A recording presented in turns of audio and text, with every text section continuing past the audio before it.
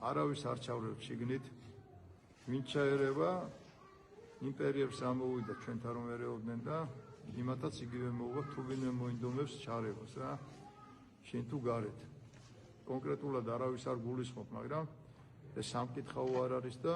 სამღვდელოებასთან ძალიან თხო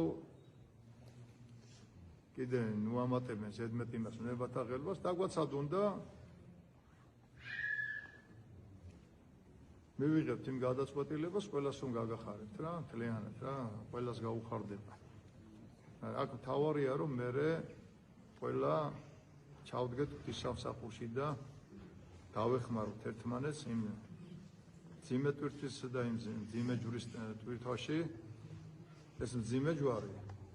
როცა უფალი გაძლევს სუბუქი ხდება უფალი გეხმარება და თუ ძალით დაიმძიმე ხო თუ არ გეკუთვნის ხო რთული იქნება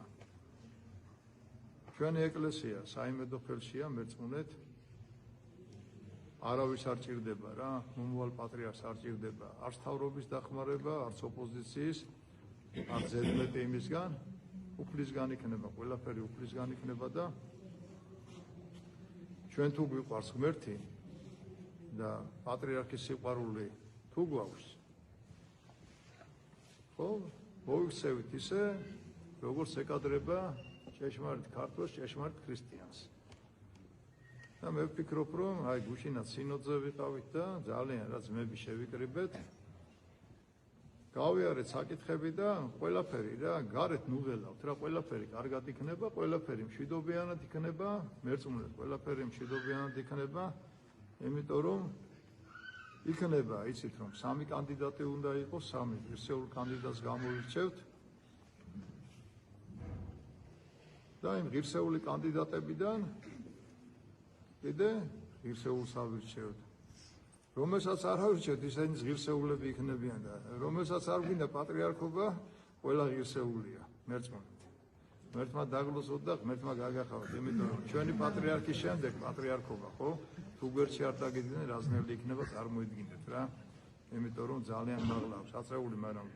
უწმინდესმა ისე გავგზარდა ბოლო 9 წელი გვასწავლიდა იმას რომ ერთად გარიყავით რა მოსაყრე რომ გამოირჩია მეუფეშიო ხო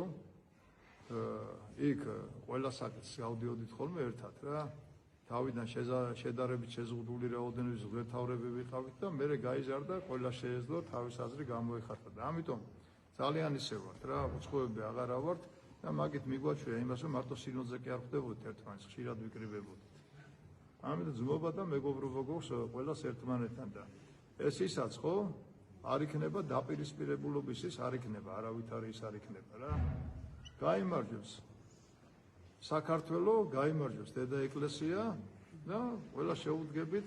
ღირსეულად ვემსახუროთ იმას რასაც უწმინდეს ვაკლებდით უწმინდესის პერიოდში ჩვენი არასწორი საქციელებიც კომპენსირდებოდა უწმინდესის პიროვნებიდან დღეს უკვე მასე აღარ გამოვა რა